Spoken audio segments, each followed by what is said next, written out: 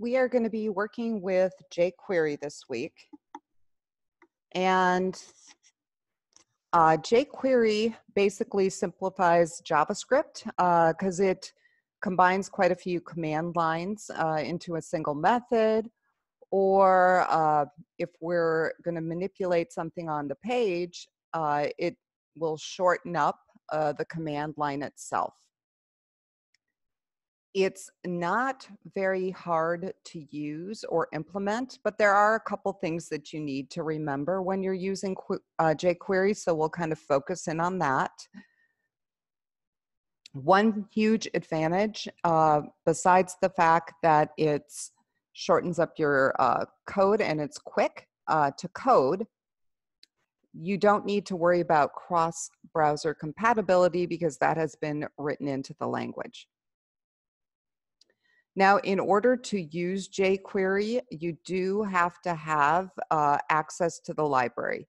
So you can either download the current library from jQuery.com, or you can just put a link to a content distribution network into your code.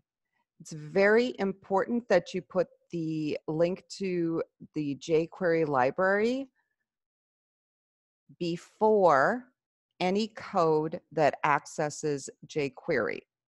So at the bottom of your page, if you have a script, the source for a script, so you have like an external file, you need to put the jQuery library above that. If you don't put the jQuery library above where you're using the jQuery code, it's going to throw an error because it's not going to recognize the code. So here is an example of how you would use Google CDN, and here's an example of how you would use Microsoft's. As far as the syntax goes, pretty much all of the commands start with a $, and even if you are creating jQuery variables, they start with a $. And for commands, you have to put the command in parentheses, and then you have to enclose it in double quotes. And the selector can be any HTML element. It can also be IDs, and ID selectors are coded the same way they are in CSS with the hashtag. And it can be classes, so they again are coded the same way as CSS with a period. And you can even have the selector be an attribute. So if you've added attributes into your HTML, you can select based on that. So there's a lot of different ways that you can target particular elements in the page. Okay, and the selector is basically indicating what you're targeting. Then you have a period followed by an action. And we're going to be taking a look at lots of different actions and how you code that up.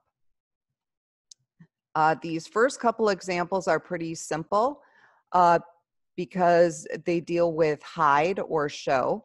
And so this .hide is whatever the current element is. It's going to disappear. This would hide all paragraphs. This would hide any element that has a class equal to my class. And this would hide the ID set to my ID. How you set this up, okay, so now you know the syntax has a selector and an action.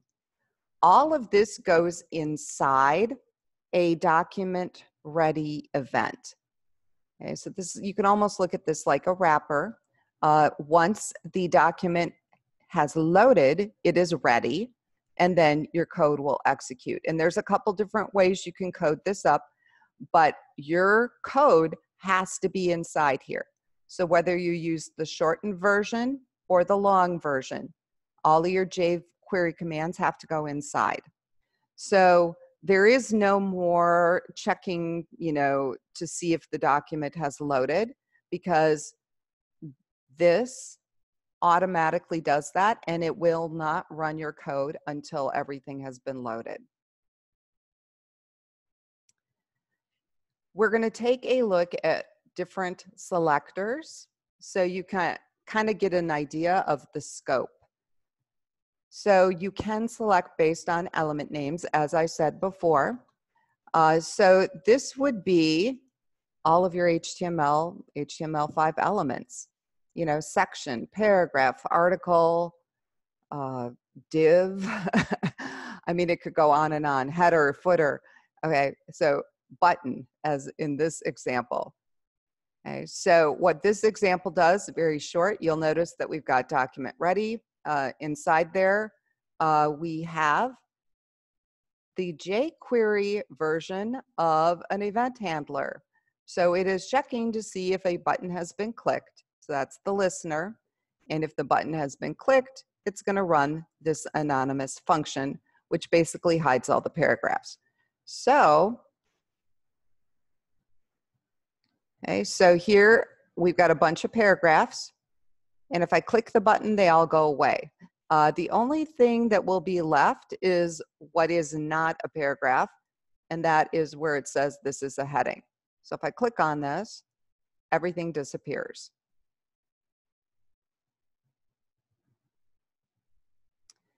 You can also use selectors that are based on IDs. So that's just hashtag in the name of the ID. So here's another little example. And this one you can actually practice right inside the lecture demo here. We have an ID of hide me assigned to a particular paragraph. And then in our script, if they actually click on that paragraph, or they click the button, that particular paragraph is going to be hidden. So I'm going to go ahead. So here is the paragraph that's being targeted. This paragraph has the hide me ID. When I click the button, it's going to disappear. Here's another one based on classes, and the primary difference between how a class is used and how an ID is used is an ID is typically used in one element and a class is used in multiple elements. Kind of a little review for you guys. So we've got the syntax here is a dot class name, which is the same as the CSS syntax. So you'll notice that now I have a class called hide me. And if they click the button, anything that has that class is going to be hidden. Okay, so I now have two paragraphs with that class. And if I click the button, they go away. So you can base those selectors on elements, IDs, and classes. You can also base them on attributes. So if you do an attribute, okay, not only do you have to put it in double quotes, but you have to put it in brackets. Okay, brackets identify attributes. So we've got href, title, all sorts of different attributes. And in this little example, the href attribute would be hidden. So let's look. And when I say the href attribute, it's basically the element that contains that attribute. It's not like they just take the attribute out. It's the entire element. Okay, so here you can look. We've got href attribute in several of them. And so then what it's going to do is it's going to hide basically the links. So I'm going to go ahead and click it. And all of the links are gone because they all had the href attribute.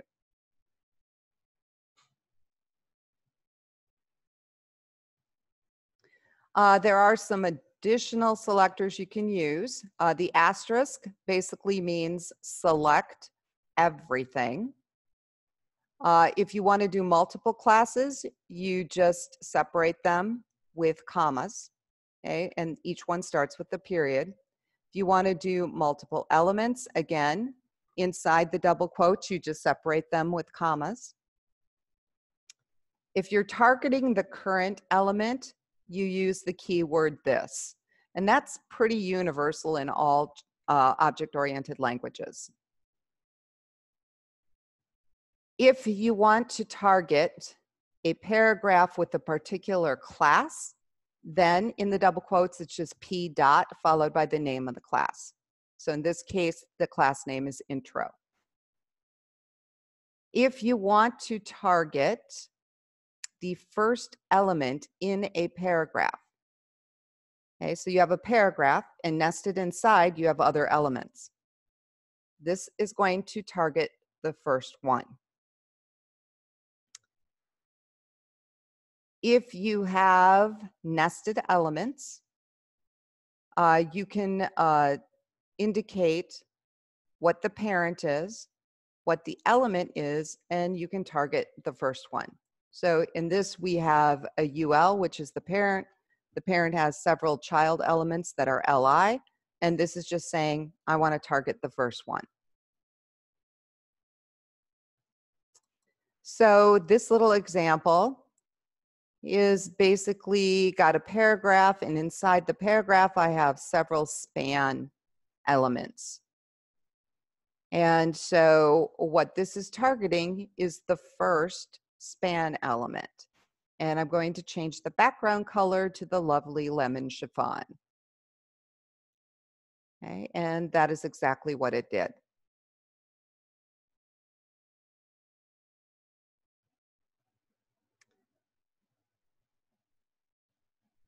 And this one is going to target the first child element of each nested element.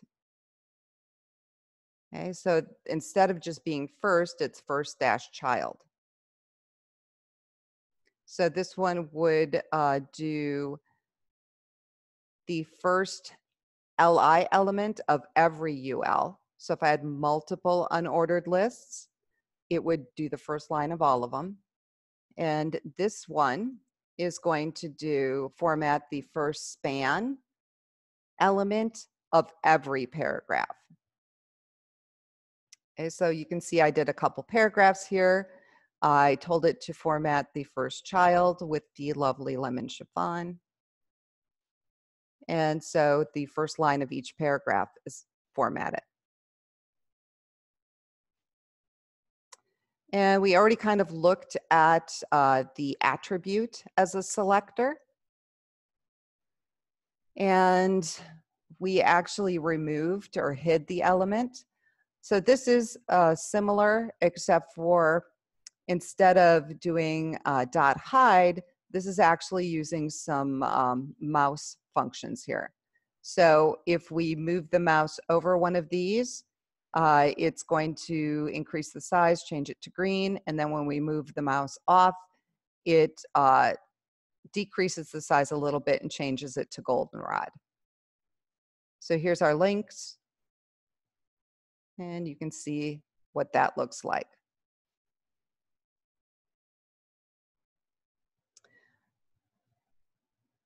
Now, to make jQuery flexible, how I would code an ID is I wouldn't say ID equals my ID. I would just use hashtag my ID. But they always provide more than one way of doing things. So if you prefer this attribute method where you set ID equal to and you say my ID, that's perfectly okay. To me, that's more typing. I would never do it that way. I would just do the hashtag my ID. Okay, but here's the example live. You can also do attribute not equal to value. Okay, so if I had a bunch of links and for some reason I wanted to target one or that had an anchor where I didn't have target equal to blank, so target doesn't equal blank. If I wanted to hide those, I could. So let's take a look here. The first one, I do not have target equal to blank, but I do on the rest. Okay, so I've got 3 links. So if I was to click the button, if the target doesn't equal blank, it's going to hide it. So it's going to hide the first one. So let's take a look at this live. All right, so you can see my 3 links, and let me click on that. And you can see it did hide the first one.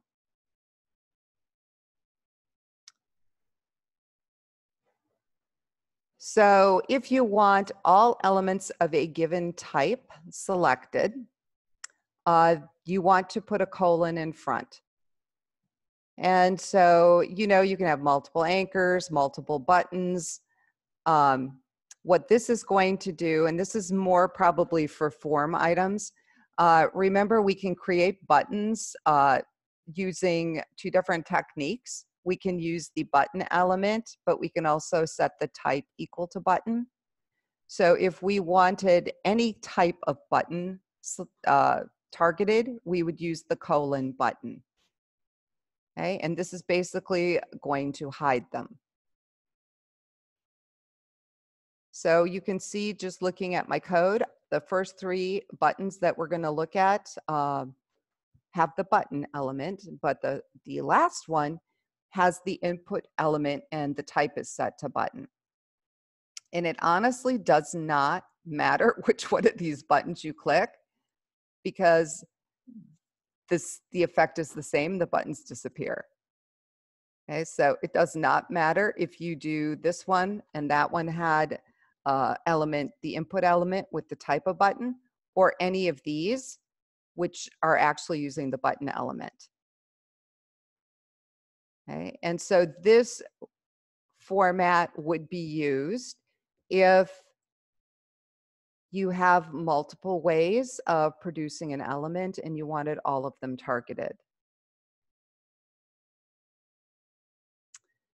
Okay, and then there are additional ways that you can target. And these are typically, even and odd, are typically used with tables, where you can say, is the row even? And if it is, format it this way. If the row is odd, format it this way.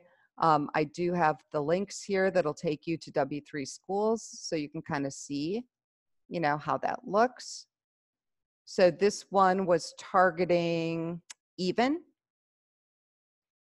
You know, if you want to change the color, or if you want to change it to odd and run it. Now you can see what that looks like. Just a really quick and easy way to format your table. If you want to target empty elements, so these would be elements in your page that have nothing in them. Example, when we did our, or what you're going to be working on is a list app, and we're going to create a span element that has nothing in it because we're going to target it and put a number in there, but that span element would be empty. So any element that has nothing in it is an empty element. Okay, so in this table, it's just targeting the empty elements so you could see it. And what I would probably do is, in this case, I would do a row span and maybe even a column span to get rid of the empty ones.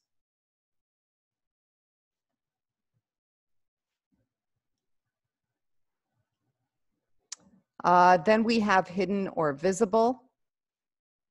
And again, this is similar to show and hide. It's just doing it a little bit different way.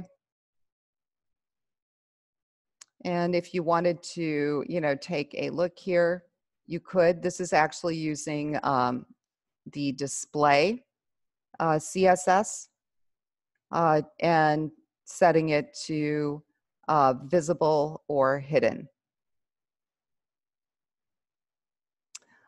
Input, text, password, submit, these are all for forms. And so if you want to practice a little jQuery with forms, you can come out here and kind of take a look at different selectors. And at the bottom here, we've got a lot of our form selectors.